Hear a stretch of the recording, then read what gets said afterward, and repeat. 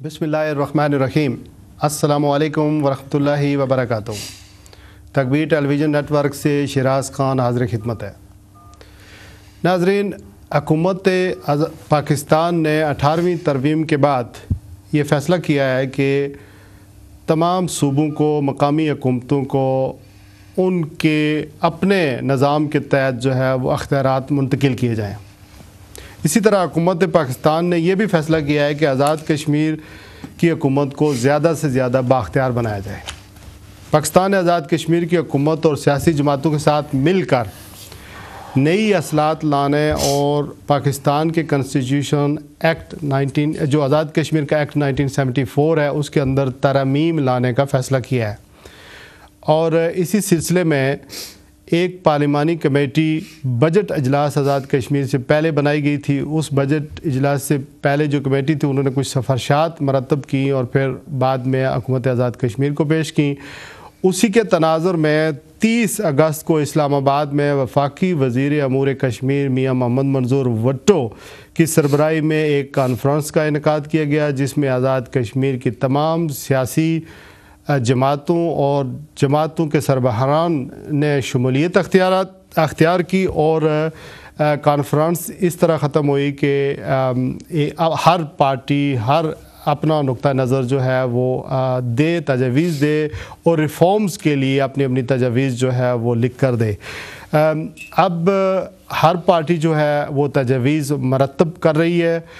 मैं कुछ अरसे से ख़ास तौर पर सोशल मीडिया यानी फ़ेसबुक, ट्विटर पर फॉलो कर रहा हूँ कि पाकिस्तान के ख़िलाफ़ बाज़ जमातें, बाज़ लोग, बाज़ अफराद खुल्लम खुल्ला एतराज़ करते हैं कि एक्ट 1974 जो है वो एक काला कानून है और इसको तब्दील किया जाए।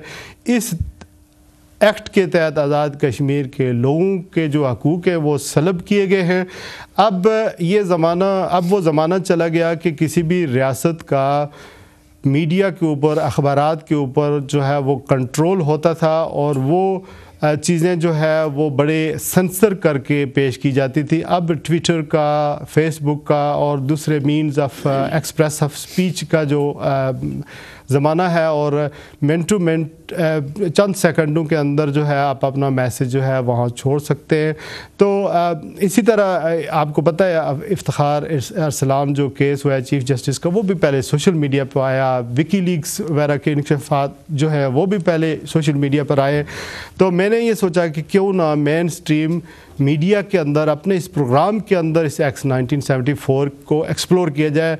मैंने मार्च और अर्ली अप्रैल के वक्त पहले हफ्ते में एक प्रोग्राम इसी हवाले से एक्ट 1974 के ऊपर किया था और मैंने इसको एक्सप्लोर किया था, लेकिन चूँकि वक्त ने आड़े ले लिया था। आज हम इस पर तफसीली गुफ्तगू करेंगे।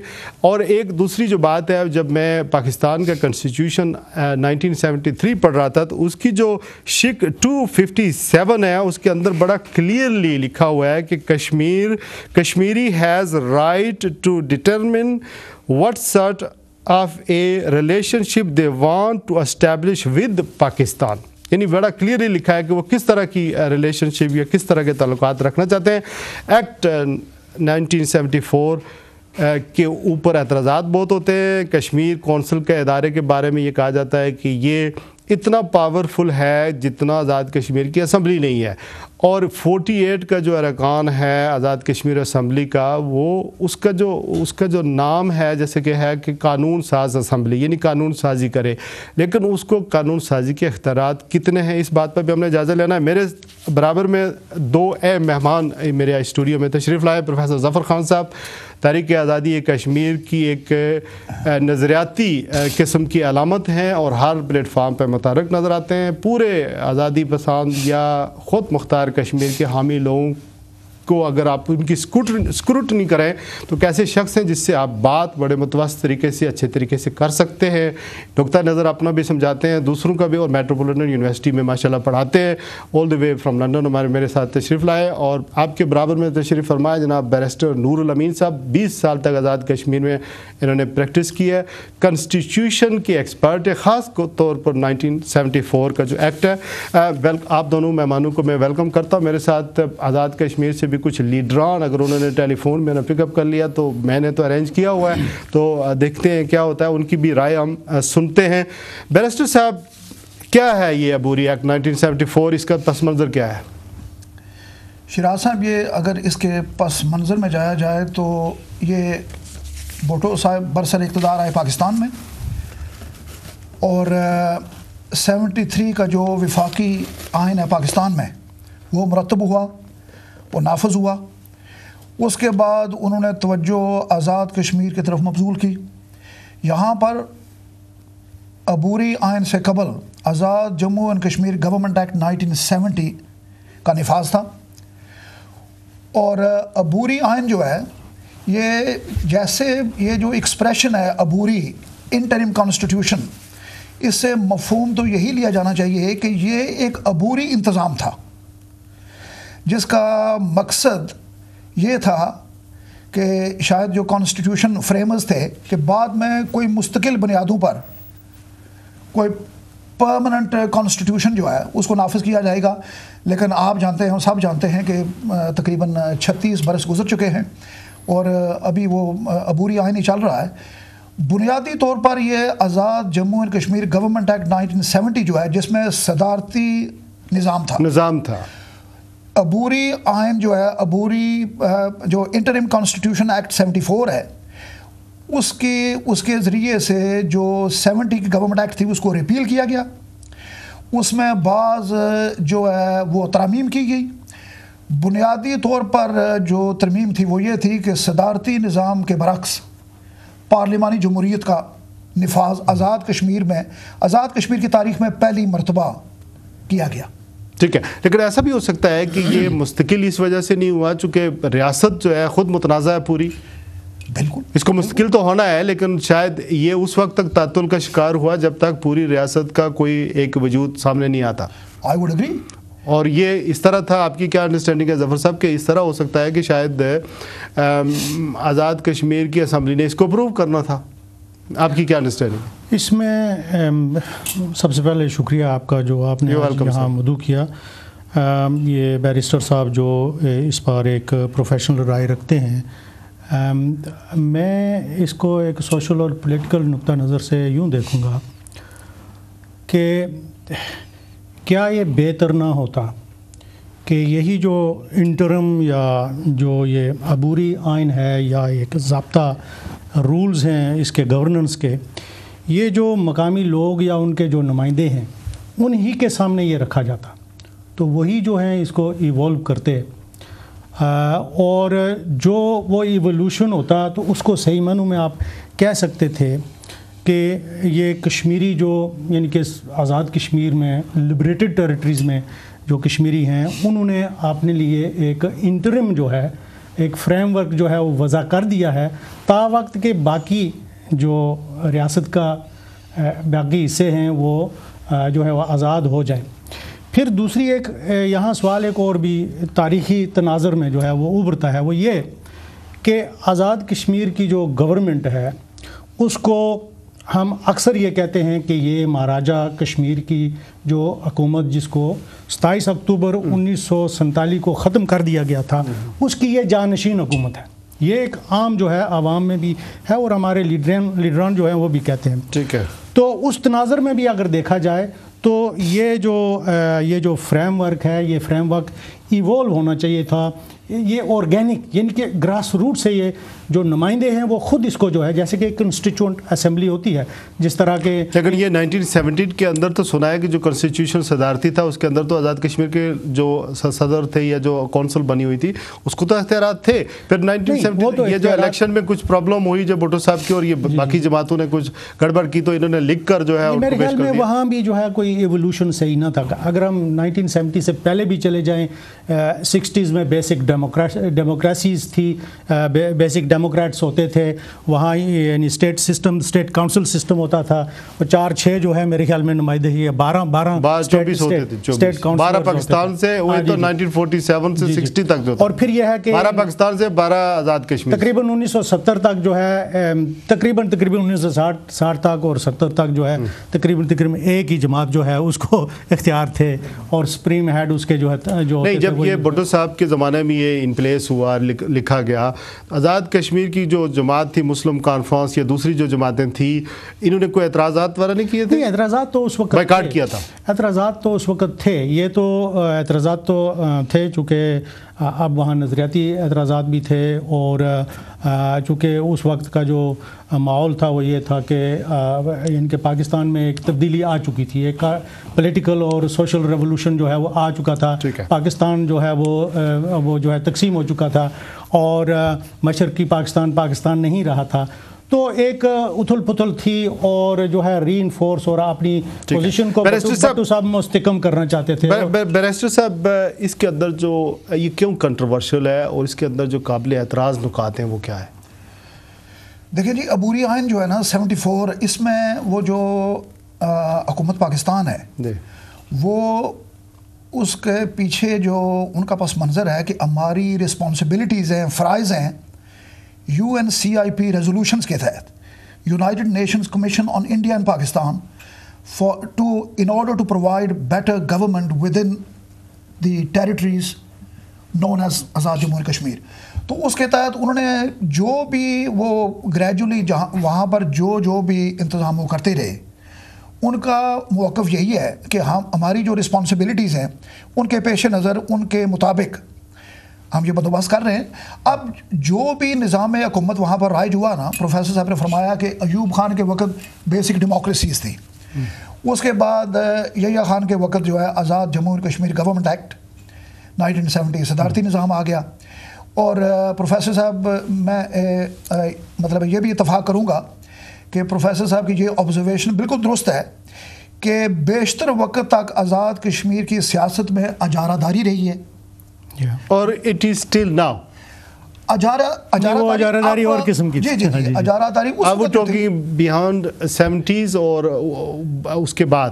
میرا خیال ہے اس میں وہ دیکھنا یہ پڑتا ہے جی کہ جو پاکستان کی گورنمنٹس ہے ان کی خواہشات کے مطابق, کیونکہ پاکستان کی جو بھی حکومت ہوگی یہ مطلب ہے لیٹس فیس فیکٹس, تو اس میں اگر حقیقت پسندی سے کام لیا جائے تو جیسا یہ عبوری آئین میں اب جو بھی اصلاحات کی بات ہو رہی ہے, حکومت پاکستان کی پیش کی منظوری کے بغیر وہاں پر کچھ بھی نہیں ہو سکتا.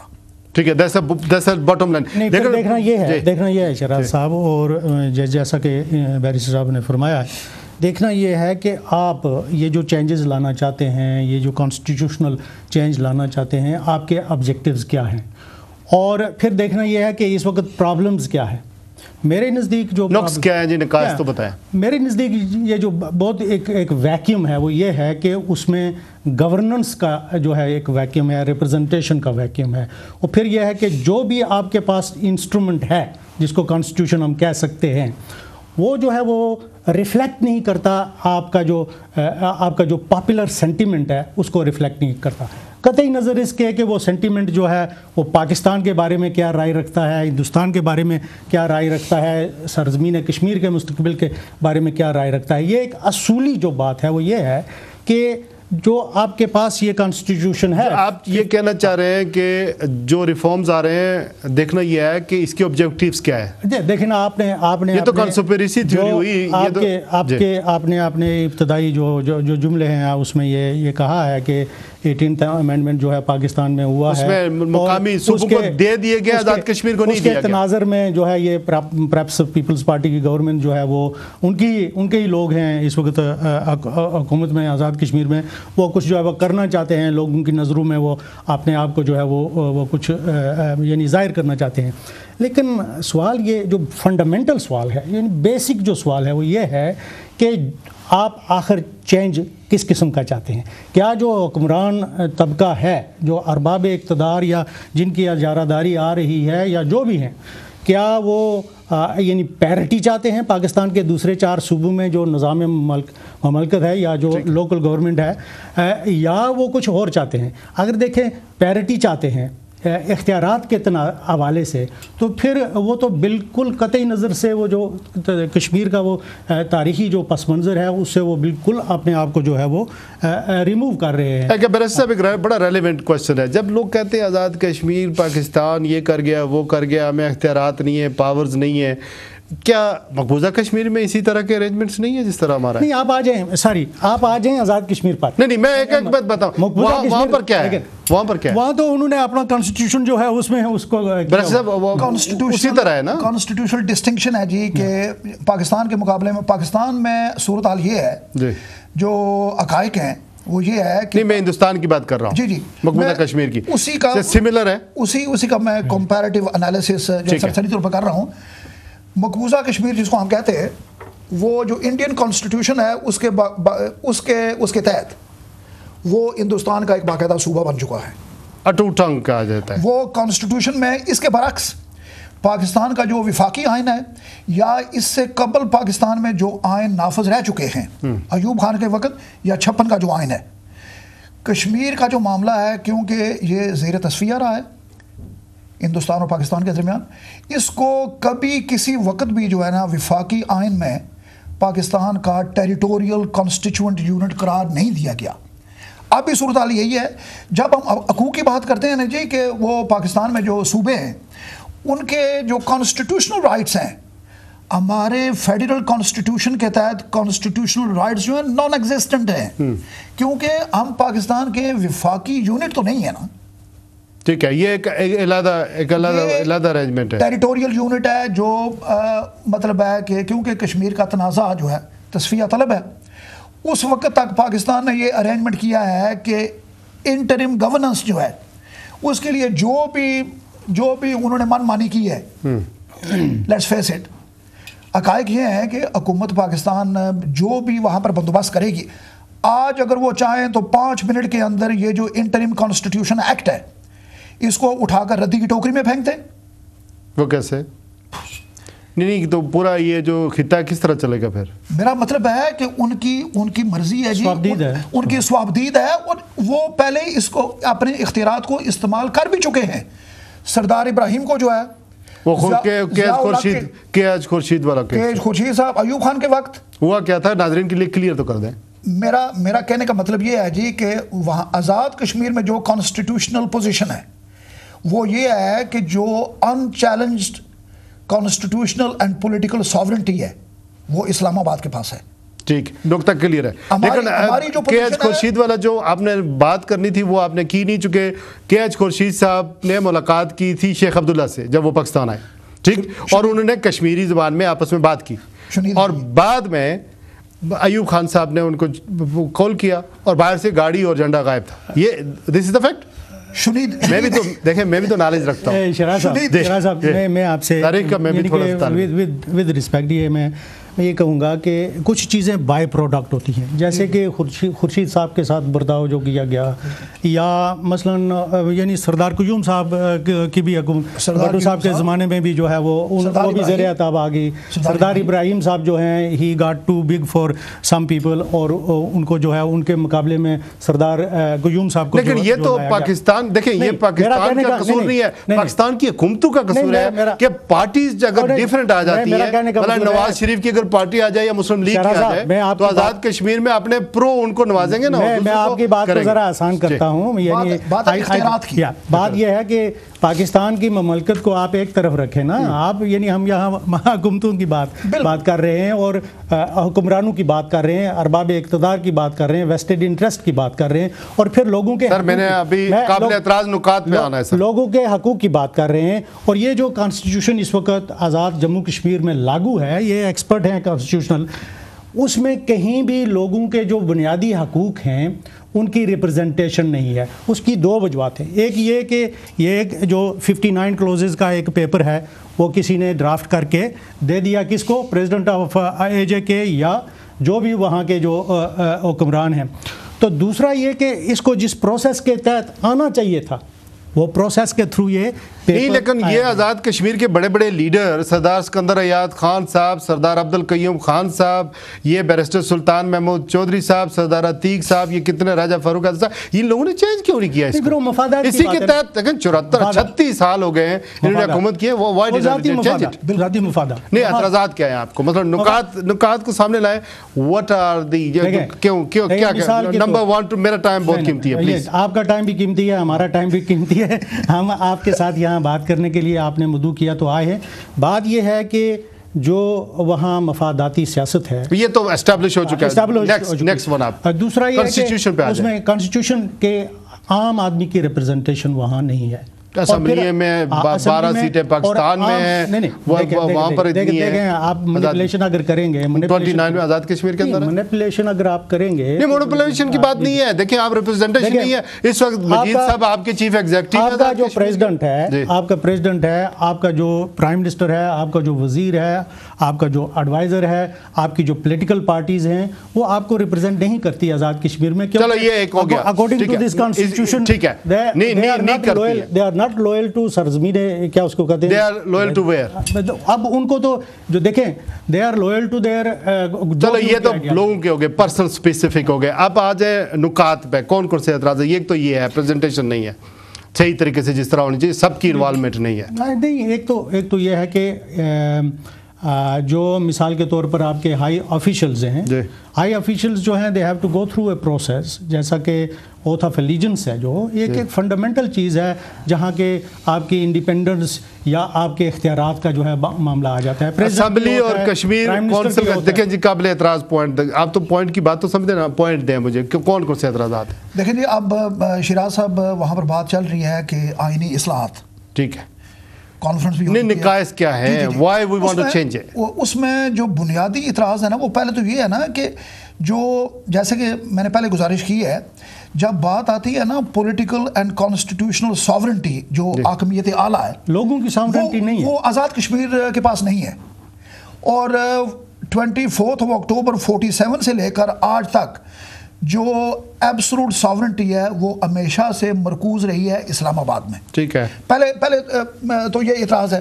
اب دوسری بات یہ ہے کہ ہمارے لیے جو نا ڈائلیما یہ ہے کہ آزاد کشمیر میں جو پولیٹیشنز ہیں، جو ارباب اقتدار ہیں، وہ کیا پاکستان سے تصادم کی جو مطلب راستہ اختیار کر سکتے ہیں، کنفرنٹیشن کر سکتے ہیں، اس حد تک جا سکتے ہیں کہ ہمیں جو مظفر آباد کی حکومت ہے بین الاقوامی قانون کے تحت تسلیم کرے، باختیار بنائیں، جو کہ حقیقت میں ہونا چاہیے تھا. آر یو سیئنگ کہ جو ہے ریکگنائزیشن آف اے جے کی گورنمنٹ کو ایک ملک کے طور پر تسلیم کر لیا جائے انڈر انٹرنیشنل لا؟ نہیں، لیکن یہ تو اقوام متحدہ کی وجہ تو وہ تو ہے نا مترازہ ہے. شراز صاحب آپ کی یہ آپ یعنی 24 اکتوبر کا انہوں نے ذکر کیا ہے، وہاں تاریخ میں 4 اکتوبر بھی آتا ہے، یعنی ریپبلک آف جموں کشمیر جو ہے وہ ڈکلیئر ہو گئی تھی. کس نے ڈکلیئر کی؟ جن لوگوں نے مہاراجہ کشمیر کے خلاف ریبیلین کی اور بغاوت کی، اور انہوں نے ایک حکومت، اس میں سردار ابراہیم صاحب کا ذکر آتا ہے، اس میں انور گلکار صاحب کا ذکر آتا ہے. یہ سارے تاریخی جو ہیں یہ فیکٹس ہیں. اب دیکھنا یہ ہے کہ ساورنٹی جو ہے، عوام کے پاس ساورنٹی نہیں ہے. آپ جب کہتے ہیں کہ یہ انقلابی حکومت ہے، یہ جانشین ہے اس ڈرکونین یعنی کہ مہاراجہ کی، ڈسپوٹک مہاراجہ کی، تو کہاں ساورنٹی ہے؟ ساورنٹی جیسے کہ انہوں نے کہا ہے کہ لوگوں کے پاس ساورنٹی نہیں ہے. وہ ساورنٹی جب تک نہیں آئے گی، آپ نے کشمیر کونسل کا ذکر کیا، کشمیر کونسل کو ایک لفظ کے ساتھ جو ہے ڈیفائن کیا جا سکتا ہے کہ it is an instrument of colonial rule, یعنی اور کوئی اس کا طریقہ نہیں ہے. سب کانٹیننٹ کے تناظر میں دیکھیں، پاکستان کا جو فیڈرل سسٹم ہے اس کے تناظر میں دیکھیں، یعنی کہ سوائے اس کے کہ اس کو آپ کہہ سکتے ہیں کہ ایک کولونیل ایڈیفس ہے. جیسے کہ برطانیہ ہندوستان کو جو ہے رول کرتا تھا، ایک انڈیا آفس ہوتا تھا اور اس میں ایک سیکرٹری فار انڈیا ہوتا تھا اور آگے وائس رائے ہوتا تھا. اب دیکھیں نا کشمیر کونسل کی جو ممبرشپ ہے، ایک تو وہ الیکٹڈ نہیں ہے، دوسرا اس کی جو ایگزیکٹو ایکس آفیشیو پاور ہے وہ پرائم منسٹر آف پاکستان کی ہے. بالکل، اس کے علاوہ تو اور کسی کی ہے ہی نہیں. اس کا فائدہ کیا ہوگا اگر یہ ریکگنائز کر لیا جائے آزاد حکومت کو تو ایز اے ملک؟ جی جیسے کہ میں نے گزارش کی ہے نا جی کہ چاہیے تو یہ تھا، اور میں پروفیسر صاحب سے اتفاق کرتا ہوں کہ ہونا تو یہ چاہیے تھا کہ جو ریولوشنری گورنمنٹ فارم ہوئی تھی 4 اکتوبر کو، جی حکومت پاکستان کو چاہیے تھا کہ اس وقت جو ہے وہ اس کی پشت پناہی کرتے ہوئے اس کو خود تسلیم کرتے، سب سے پہلے پاکستان کرے، اور اس کے بعد جو بیرونی ممالک ہیں، جو دوست ممالک ہوں گے، وہ تسلیم کریں۔ اس میں پھر یہ ہوگا کہ انٹرنیشنل لاء کے تحت جو ریولوشنری گورنمنٹ اس وقت تھی اور جو گورنمنٹ آج ہے، اس کو سکسیسر گورنمنٹ ٹو دی مہاراجا ہری سنگھ تسلیم کیا جائے گا، ڈی فیکٹو اینڈ یورے، کہ حقیقت کے مطابق بھی اور جیسے کہ انصاف کے مطابق ہونا چاہیے، جی لیگلی بھی، بالکل۔ تو اس میں جو فوائد ہیں شیراز صاحب، وہ اس میں سر نہ یہ ڈی فیکٹو ہے نہ ڈی جورے ہے، اس میں ایسی کوئی صفات ہی نہیں ہے، اور جس کانسٹیٹیوشن کے تحت یہ رول کر رہے ہیں، یعنی 2.5 ملین یا 3 ملین لوگوں کو، گلگت بلتستان کو تو چھوڑیں چونکہ اس کے بارے میں ایک اور انکانسٹیٹیوشنل جو ہے۔ میرے دوست اور بہت ماشاءاللہ بہت گہری نظر رکھتے ہیں آزاد کشمیر کے کنسٹیٹیوشن کے بارے میں، پچھلے 2 سالوں سے کنٹینیوسلی لکھ رہے ہیں۔ آپ کی جو دوسری حیثیت ہے وہ یہ ہے کہ آج جب میں آپ دونوں کا مہمانوں کا سلیکشن کر رہا تو آپ حالانکہ پاکستان کے حامی ہیں اور یہ خود مختار کشمیر کے حامی ہیں، ایم آئی رائٹ اور رانگ؟ یہ آپ دونوں کی کلیئر۔ اور جو شخص یہ کالم لکھ رہا ہے پچھلے 2 سالوں سے، عبداللہ زید صاحب نلسن سے حال ہی میں انہوں نے جو کالم لکھے، یہ جو ان کے کی جو ڈائری ہے یا کالمز ہے، اس کے اندر جو تجاویز انہوں نے دی ہیں وہ میں ضرور پڑھنا چاہتا ہوں۔ ایک تو یہ ہے کہ وہ الیکشن لڑنے کی ہر کسی کو اجازت ہونا چاہیے آزاد کشمیر کے اندر، دس از دا فرسٹ تھنگ۔ وہ ریفارمز یہ چاہتے ہیں، تجویز یہ دیتے ہیں، وہ کہتے ہیں سقم ہے، نقائص ہیں، حقوق کی بات کرنی چاہیے۔ جب بات کرتے ہیں حقوق کی تو یہ اسٹیٹ کے خلاف نہیں ہے بلکہ اپنے رائٹس کی ہے، and he is a very, وہ پاکستان کو دنیا بھر کے مسلمانوں کی وہ پناہ گاہ سمجھتے ہیں عبداللہ زید صاحب۔ وہ کہتے ہیں کہ الیکشن لڑنے کی ہر کسی کو اجازت ہونی چاہیے، چونکہ جو نقص میں پوچھ رہا تھا وہ یہ تھا کہ ہر کسی کو اجازت نہیں ہے، بلکہ بعض لوگ ایسے ہیں جو خود مختار کشمیر کے حامی وہ الیکشن نہیں لڑ سکتے۔ بالکل، this is the right, am I right اور رانگ؟ انہوں نے ان کے کالموں سے جو میں نے جو نکالا وہ یہ ہے۔ دوسرا، میں نے ان سے کہا تھا کہ لائیو بات بھی کر سکتے ہیں لیکن انہوں نے استعمال کیا، لیکن تجاویز ضرور دی ہے۔ حلف نامے کی شک کو ختم کیا جائے، یعنی کہ جو بیسک الیکشن لڑنے کے لیے جو ریکوائرمنٹ ہے وہ یہ حلف دینا پڑتا ہے آپ کو، اس کو ختم کیا جائے۔ States accession to Pakistan, section 7 کا انہوں نے ابھی ذکر کیا، ٹھیک ہے، ایکسیشن کی بات ہے۔ اور وہ کشمیر کونسل کا ادارہ غیر جمہوری ہے، اس کو جمہوری بنانے کی ضرورت ہے، اور اس کی ریپرزنٹیشن کشمیر کے لوگوں کی ہونی چاہیے، پاکستان کے لوگوں کی اس میں جو غیر ہے وہ باشندہ جن کے پاس ہے ان کو نہیں ہونی چاہیے۔ اس کے بعد جو اراکین ہیں ان کی تعداد کو بڑھایا جائے لیکن وہ آزاد کشمیر کے لوگوں کی ہوں، مہاجرین سے نہ لیے جائے، ٹھیک ہے جی۔ اور دوسری جو بات انہوں نے کہا ہے کہ پاکستان کے اندر جو 12 سیٹیں ہیں جو نہایت قابل اعتراض ہے، پتہ ہے بیرسٹر صاحب جب وزیر اعظم بنے تھے انہوں نے اعتراض کیا تھا، ہر دفعہ ہوتی ہے کہ پاکستان کے اندر جو 12 مقیم جموں کشمیر مہاجرین کی سیٹیں ان کو ختم کیا جائے۔ اس کے علاوہ پاکستان کی قومی اسمبلی اور سینٹ کے اندر کشمیریوں کی نمائندگی ہونی چاہیے، پاکستان کی قومی اسمبلی اور سینٹ کے اندر۔ اور بیرون ملک جو سفارت خانے ہیں یہ انہوں نے تو نہیں کہا لیکن سردار قیوم صاحب اس پر بات کرتے رہے، اور اوورسیز کشمیریوں کو پوسٹل ووٹ کا اختیار دیا جانا چاہیے۔ لیکن اس وقت مجھے جوائن کیا ہے آزاد کشمیر کے سابق وزیر اعظم جناب راجہ فاروق حیدر صاحب نے۔ السلام علیکم سر۔